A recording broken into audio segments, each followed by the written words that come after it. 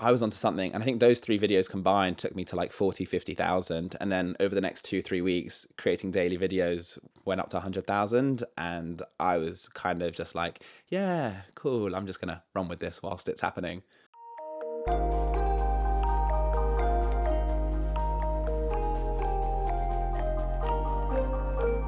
Gabriel Nussbaum is a TikTok sensation with over 1.2 million followers, which he grew in less than 6 months. Hey everyone, I'm Akta, and in today's episode of Creators on Air, we get to hear how Gabriel was able to grow on TikTok, how much he charges for brand deals, and how he's preparing to go full-time as a creator. I had kind of got into YouTube because that was the platform I consumed on, and that was kind of my pet, like kind of passion. And I'd always kind of dreamed of growing a YouTube channel. So I did that for 6 months, not really knowing what I was doing, kind of just figuring it out as I went along, meeting other creators like yourself, and just also figuring out my niche, figuring out how to edit, script, all that fun stuff. And I probably was about after 4 or 5 months getting to my feet in terms of figuring out that I was going to speak more about finance. That was the content that I liked, getting better at editing, all that kind of stuff. And then someone mentioned TikTok to me, and this was in the beginning of around March 2021. And I knew someone who was on about 500,000 followers. It was kind of like a family friend. He was 17. He made like videos about Fortnite, completely unrelated to anything I wanted to do, but he still kind of knew that I was doing YouTube, was asking me about YouTube because he wanted to get into YouTube. So vice versa, I was asking him about TikTok because I was like, that's an interesting, another platform to get into. So I took some tips and tricks from him, and I decided to start creating on TikTok. And I think because my first viral video happened in about 2 weeks and the numbers continued to stay high from that point onwards, my attention slowly turned to completely focus on TikTok rather than YouTube, which is a shame because I do love YouTube and the passion will always be to get back onto that platform. But that, along with editing time being cut down from 10 hours to half an hour, were kind of two contributing factors to me just going all in on TikTok. Amazing. And you actually grew to, I think, was it over 100,000 in less than a month on TikTok? Yeah, give or take a month. The growth was mental. It just takes one video to kind of take you to these really high numbers. So I remember changing my style after 2 weeks to this more conversational style that I'd started to notice doing really well on TikTok. And I thought it would be really suitable for educational videos because you can kind of have a conversation with yourself about a topic. One evening, I changed my style to this new conversational style. And the next day at like lunchtime, started getting a few vibrations on the phone. I was like, oh, that's cool. I have 1,000 views on this video. That's my best video, like by 10 times at this point. And by the next evening, it was on like 100,000 views, and I was like gobsmacked. So I was like, let me try this again, and make another video in this style and see if like I'm a one-hit wonder or not. And the next one got like 30,000 views, and then the one after that got like a million, maybe even views. So I was onto something. And I think those three videos combined took me to like 40, 50,000. And then over the next 2, 3 weeks, creating daily videos went up to 100,000. And I was kind of just like, yeah, cool. I'm just going to run with this whilst it's happening. That's incredible. Wow. So what do you think contributed most to your growth? Like what advice would you give to someone growing on TikTok? So at that point, it was definitely consistency. I was creating videos, people were kind of starting to follow my page. So as the numbers were growing quickly, they were wanting more content. So I was just making sure that I was consistently putting out content. The second one was I definitely latched onto a style. I was an early adopter of this conversational style at a time when it was clearly doing very well. Now it's kind of common practice on TikTok. People know about this. There are so many people that use the same style. But it was at a time where it just worked really well, and it was almost felt like I could say anything in a conversational style and I would get tens of thousands of views because some of the content, I look back at it, was like awful. I was like, I wasn't sharing anything here. I didn't get to my point. These videos were far too long. There was no hook. Like, what was going on when I actually analyzed them? And yet they're still sitting on hundreds of thousands of views. So that was definitely an element of luck and timing to it. And then I suppose if you're looking to to grow at the same time, just do what I did. Look at a style on TikTok of kind of illustrating your point that is clearly doing well. Don't worry about the niche. So like, let's say you want to be in the educational niche, but you see an entertaining style that's doing really well at the moment, or trends or things like that. Just develop it and make it your own and put your own spin on it. Because if it's working already on TikTok, don't like change the formula. And that would be my tip to get started. And you'll evolve into your own style from there. But it's definitely a great piece of advice to starting out. And at what point did you kind of realize that you could use TikTok to kind of monetize your content? Like, at what point did that happen? Because a lot of people associate YouTube with, earning a living, but I think TikTok is so new still that a lot of people don't realize that you can actually make money from it. I think I got an email after about a month from a brand just being like, we have your email through your thing. You have like over 100,000 followers. We would love to pay you to promote our product. And it was like a financial related product. So I was like, oh my God, someone's going to give me money to make like a 20-second video about their company. I think it was like $100 at the time, which in retrospect, I know undercharged myself massively compared to like what I should have been charging. But it was my first ever email. And I was like, I can't believe I can make money through this. Like I'm going to become a millionaire through TikTok. So naive at the time. But that was my first experience with it. And obviously it evolved through there, and I started to like sneakily increase my rates until I started to to talk to other creators and things like that who were like, you could charge 10 times more than what you're charging. But yeah, that was my first experience. Obviously also joined like the Creator Fund, which at the time people were coming up with this kind of like myth that when you joined the Creator Fund, your views went down because like you started to earn money, so your views went down. I don't know where it came from. It wasn't true because my views went up when I started to join the Creator Fund. But unfortunately, unlike YouTube, where you probably could get like quite a good living just from AdSense alone, I think you get about £1 per 100,000 views, roughly, Oh on my TikTok. God, that's nothing. Yeah, Wow. so there was some money coming in from there, but it was like, oh, that will cover my parking today. So mostly it's the Creator Fund and then brand deals. Is that like the two main ways that you're currently Yeah, monetized? definitely heavily weighted towards brand deals.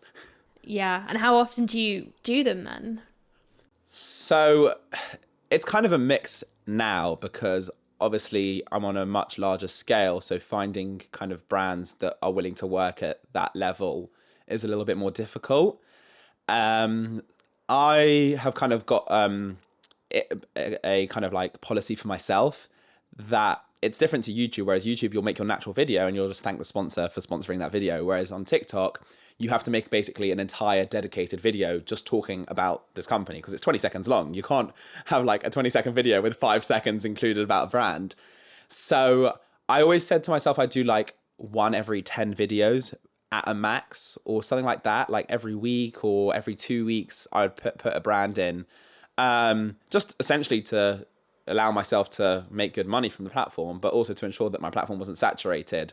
But I do see the brands that I work with as value add. So I'm not working with brands that aren't useful for kind of the topics and the niches that I'm in. People just don't like to watch them because they're ads, but ultimately, like, it's just another hack or another educational lesson that I'm giving, being like, use this tool because it will help you in life. And do you mind sharing like kind of the averages or like the highest figures of what you've charged? Like, how do you know how much to charge? Like, how have you kind of built the confidence to start charging more? I'm always happy to share. I think everyone like grew up with like a taboo that you can't talk about money, Yeah. and I definitely have it as well. But I'm trying to get out of it, especially like talking about finance on a content creation platform. You can't then turn around and Very be like, I'm true. not going to talk about numbers with you because that would be completely contradictory. So at this point, the highest deal I've done was I think £6,000 for one video, um, which was nuts.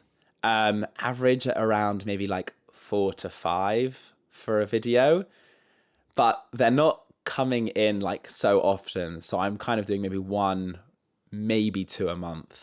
And I think part of the reason that I've been able to kind of shift and price myself at that point is because I did sign with an agency. The agent happened to be a friend from school.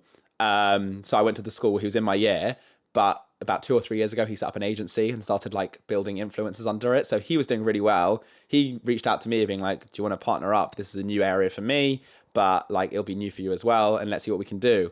So kind of through his market knowledge and that, I think before I joined the agency, the highest I'd charged was about £650 for a video. Um, and he was like, no, we're gonna times that by minimum 5, 10 times when we go out to reaching to brands. I was like, there's no way. And then he brought me my first deal and I was like, okay, I'm a believer. So do you not think you would have had the confidence to do it on your own, to like start negotiating higher? I probably would have, because as I've come along, I have started to educate myself and I've started to see what other creators have got. But having said that, I don't think I would have reached these numbers. I remember there was another creator who was bigger than me who was telling me that his biggest deal was like 1,500 or 3,000. And I was telling him, like, I'm getting deals that are bigger than that. So I think just through building a network over time with other creators, I start to see what the rates they're able to get and what they've been offered. So that's definitely helped me price myself in the market. But TikTok is such a new platform that there isn't any set rate, let's say. So I know creators in the US who have maybe pretty similar followings to me that have charged almost $15,000 for a single video.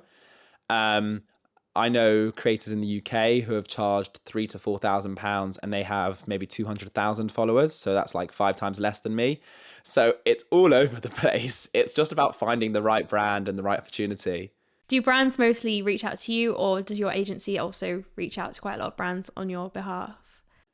So up until working with the agency, it was all brands coming to me. Like there were so many in my inbox. Obviously, like 90, 80% were useless and brands that I would never work with. But they were like they come through so quickly. I don't know how they found me or anything like that. And then one with the agency, I think like part of the reason that I signed was because when I'm at this rate, outreach is a lot more important and having connections and having that kind of stuff. So I think now it's probably 50-50 split. Like they do a lot of outreach, but in terms of the actual deals that come from it, I'd say maybe like 50% are done from brands reaching out to me and 50% are done from us reaching out to brands. And then how do you select your brands? Like what are you looking for when they reach out to you? To be honest, like the main tick box is just, would I use it? Like if it's a service that I would use, then 100%. Doesn't mean that I have to then go and use it. Like I'm not so fast. So let's say it's a competitor of a service that I'm currently using. I'm like, yeah, that's fine because I use basically the same product. They're just another alternative kind of method. Um, and if I'm knowledgeable on the subject, so like for example, like obviously crypto's grown a lot in the finance industry, but I don't happen to have such a strong crypto knowledge. So I've worked with maybe like crypto hosting like platforms where you can buy it because I know about like investments and things like that. But when they're a bit more specific, I will be like, I'm sorry, I'm not so comfortable working with you because I don't want to share things with like the people that follow me on a topic that I don't have knowledge on. And then obviously, yeah, coming from that is just relevancy. If it's not relevant to anything I talk about on TikTok, then there's no need for me to promote it. That's true. And so like now you're earning pretty comfortably on TikTok. Are you thinking about going full time as a content creator and leaving your current job? Yeah, it was always kind of that's kind of always the dream for people that start a content creation. Obviously, it starts as a hobby, and it's always a hobby. But you're like, oh, in the future, imagine if I could do this full time. So yeah, I think I'm at the point now where I would be 100% comfortable to. Um, it's just about kind of timing at the moment for me. So I am on a graduate scheme and I always kind of wanted to complete it and I'm getting very close to the end. So for me, that's also quite an important aspect to ensure that I finish that. But I think I'm quite fortunate in the fact that I'm already earning essentially an income from TikTok. So it's not so much like a safety decision anymore. It's more just like, is this the like kind of passion and is this what I want to pursue? Whereas I know that a lot of people that go full time and kind of into like content creation or being an entrepreneur and things like that do it with the risk that like we're not making money yet but I need to go full time to kind of ignite this passion. But yeah, I suppose kind of I created a side hustle that had an income, and it's definitely an income level that I'm more than happy to kind of go full time. It's just timing. So how do you know when you're ready to go full time? Like was it purely just kind of like the money side of things? Like how do you how do you know, other than, I know you want to finish your grad scheme, but like, did you wait until you were earning consistently to be like, okay, now's the time to start thinking about this? I think it was even earlier than that because I kind of reached a point where I was looking at potential. So I was like, if I can earn, let's say, even like 3 times less than my full time job, for example, and this is part time, surely if I go full time, there's a bit more potential to kind of earn to a higher point. But it's probably a bit difficult for me to answer that because I'm in a kind of a very like luxurious position where I don't have to answer that. Like I've got the income now and I know that there's that income. It's not stable, which is always why you hum and ah about it, because like there's not always that repeated revenue. And you do rely on like brands reaching out and things like that. But for me, I've been just very lucky that like I know that the revenue's there. It's just when I want to do it. Yeah. And how would you start preparing yourself, like mentally, to move away from your full time job to being a full time creator? So my dad told me that I had to write a business plan to convince him that I could go full time as a content creator. I told him that like, what business plan do you need? Because I've currently got a business and it's working. Like, why do I now need to plan it? Love Um, that. so that was his thing He's because old he's like, school. yeah, he's old school. He's like, you can't quit your 9 to 5. Um, but I think for me, it's going to be about getting like the right structures and strategies in place. So it there's other avenues that I want to pursue. Obviously, TikTok is doing very well, and I want to be probably more consistent and have a routine about how I structure, script, and post and things like that. But I said at the beginning, like YouTube's the pet passion, like that's kind of where I want to grow on. So it will be about getting structures in place and planning the content that I want to create on there. Also started a newsletter, so I want to make sure that that's all in place. And there's 101 other avenues that I could kind of think about and grow at this point. But I think that those three and focusing on content for the short term is probably the best way to go about it so that I don't distract myself. And that I make sure that those three things are having enough attention and actually going to be doing well. So in an ideal world, I'll have all three of those kind of like content platforms going at a consistent rate prior to leaving my job, because that's the ideal world. I know that obviously I have the time constraints now, so it's very difficult. But if I could already be producing all of that, then going full time is easy because I'm already doing it. Now I just have to do it more professionally. Um, so that's kind of one point. But then I don't know. I've never worked full time, so it's gonna be weird trying to figure out what do I do with my days. Like I want to structure it 9 to 5, and I kind of know in a way that I'm gonna probably work even harder when I'm working for myself compared to when I was like working for a company.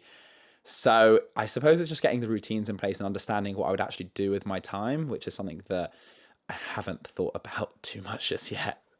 And how forward do you look ahead? So like, obviously if you're working for yourself and you know the money's a bit inconsistent with TikTok, how do you kind of plan for that? Like how far ahead are you working and like mentally thinking about these brand deals?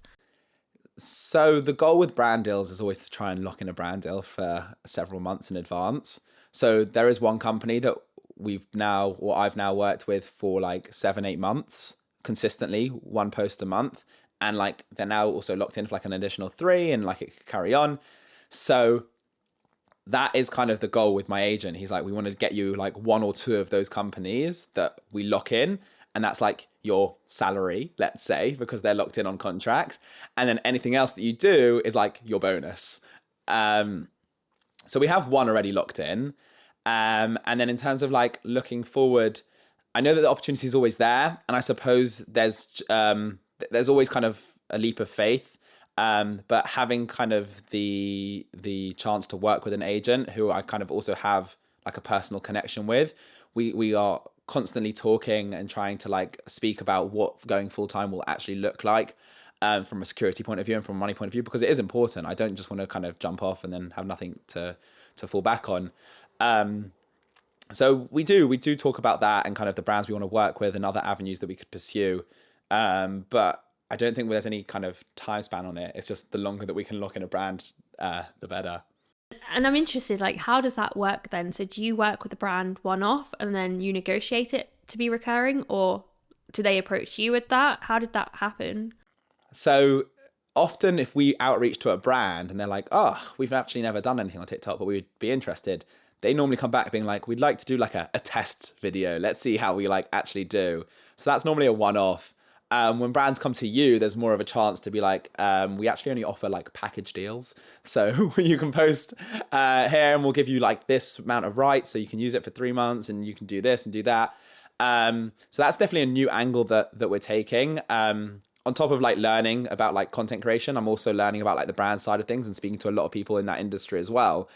And I think there's one creator called Erica Kuhlberg. She's like massive on TikTok. She like grew like 6 or 7 million followers from zero in a month, and that was like November last year. So this was like recent.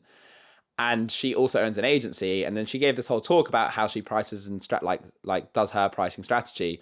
And essentially she will never just offer, if a brand comes to her, there's never a deal for a one-off video. Like she doesn't do that. She goes, here are my 3 packages, you can have small, medium, or large.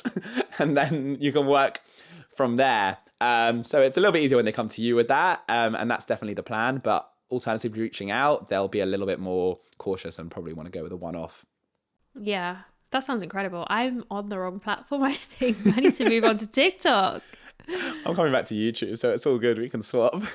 Are you hoping to bring people from TikTok over, or like, is it going to be quite organic, do you think? I don't know, is the answer. TikTok is a great platform for growing followers, but unfortunately, like the way that the platform's set up is that those followers aren't like as loyal as, for example, a subscriber on YouTube. They always said like 1,000 followers on TikTok is equivalent to like 10,000 subscribers. No, alternatively, wait, 10,000 on TikTok is like 1,000 on YouTube.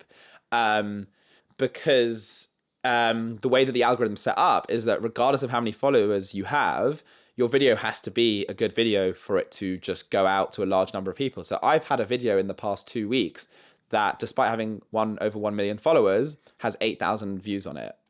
I've got another video, or like on average, they kind of hit 100, 200,000 eyes. So like you can see, TikTok is very much like content first platform. They couldn't care less who you are or what size you are. Obviously it helps to an extent because that video would have had like 5 views on it if I didn't have any followers, but it had 8,000, which is still a lot. And I have to kind of pinch myself and remember to say those points. But the idea to actually move followers from TikTok to YouTube is quite difficult. Obviously, you can do things like being like at the end of every video, being like, where can you find out more details? Well, head over to my YouTube channel or things like that, which I'll definitely do. But YouTube is probably more likely going to be like a start from scratch with like a minor advantage of having to be able to pull over like 100, 200, 300 followers. That's still pretty good though. Yeah, exactly. I'm not complaining. And so you obviously really value like transparency within the creator community because that's why you're having a lot of conversations. That's why you're so honest about how much you're earning. What advice would you give to someone who is trying to go full time with being a creator? I would say, I suppose, like assess it's all personal situations. So I suppose everyone has like their own security in life and will have different positions of whether they can or can't go full time. If you're a lot of young people have these passions, so for them there's no like worry about going full time because they're in school anyway or they're in university. And for me, that's like the best time. If you want to be a content creator, don't wait till you're an adult and you have like bills to pay and rent to pay, and you need a job, because then obviously becoming like an entrepreneur is much more of a risk unless you have that income. So at a younger age, I would say don't wait, just get on with it, start being consistent and stop caring about what everyone else says. Because it's like they'll start like everyone will comment for your like first like 10 videos. Like my friends still make fun of me, but they're my close group of friends. Really? So yeah, like they take the mick a little bit, but like I don't care because like I know that I'm I'm at a certain point. Like at the end of all of my videos, I say a line like, "Where did you learn this?" And I'm like, "Oh, because I follow Gabriel Nussbaum on TikTok." And that line has been repeated to my face by every single one of my Oh my friends. God. Oh, where did you learn that? Like whenever I say something educational to them, they're like, "Oh, where did you learn that?" From Gabriel Nussbaum. I'm going to But start yeah, saying that to you. literally. So yeah, my advice at a young age is that. And I suppose if you're older and you are working and you're looking to pursue content creation full time, I suppose we were kind of given this luxury of like a lot of companies allow you to work from home, and things like that during the pandemic. Plus your evening. So if you want to do this full time, my advice is do it as like a side hustle first, and prove to yourself that this is something that you can be passionate about and grow it off the side of your desk. Like when you have a lunch break, spend an hour on it. If you have a couple of evenings a week, put hours into it, because then you're proving to yourself that this is actually something that you want to do, and stick at it for a long time. It's not necessarily about how much revenue you're bringing in after a year or 2 years. It's about proving to yourself that like you're passionate about, to commit a lot of time to it, because ultimately content creation is a time consuming hobby. And if it does start to grow revenue, even better. There's your indications that maybe, this is something that you could potentially go full time into. So that is always my advice, kind of regarding side of desk. And I think like we both have the same mindset that we probably got from the great Ali Abdal, which was about like, you can't go into content creation thinking like, I'm doing this to make millions. Like that can't be your goal, because, or you need this many followers, or you need this many subscribers, because you'll always be disappointed. Even if you hit those numbers, your goal's just going to shift to double it, and then you're going to be disappointed when you don't hit double it. So get your systems in place and enjoy the content creation journey. Enjoy the content you're making, and just do it as a hobby and for fun, as well as obviously taking it seriously enough to be putting it out consistently. And everything else will take care of itself, hopefully, if you put in enough time. I love that. I think that's so important, especially because even when you do hit those numbers, so for example, you've hit over 1 million on TikTok, but like you said, you still sometimes get videos that have 8,000 views. And I feel like if you don't have that mentality where you have that joy and passion for it, those lower views will still hit you, whether you've got a massive following or not, right? Like I'm sure that still can bring you down. Yeah, I suppose people, like, you'll have an ego complex. You'll be like, oh, I'm at this follower base now, I need to hit these numbers, and it's all about numbers, numbers, numbers, and brand deals, brand deals, brand deals. But ultimately, I'm still making content because I enjoy it, and like, I'm even at the point now where I thought to myself, I started to create less TikToks, and I was thinking to myself, why is that happening? Oh, and then I kind of evaluated. I was like, I'm not really enjoying the style that I'm creating anymore.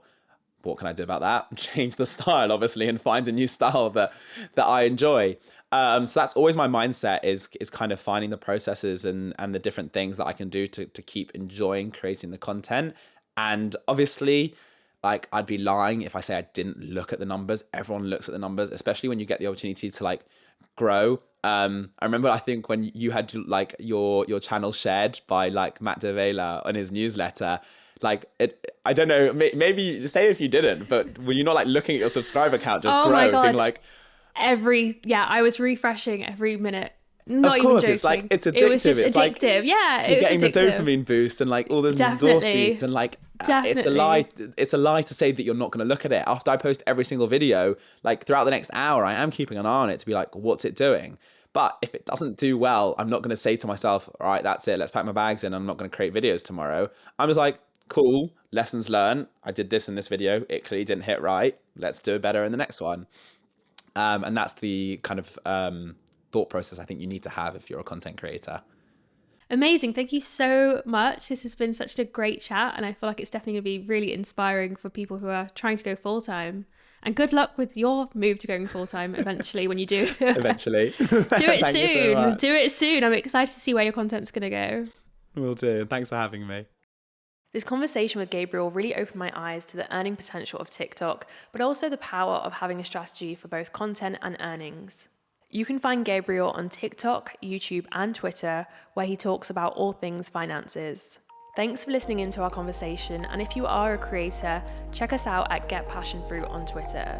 Stay passionate, and we'll see you in the next one.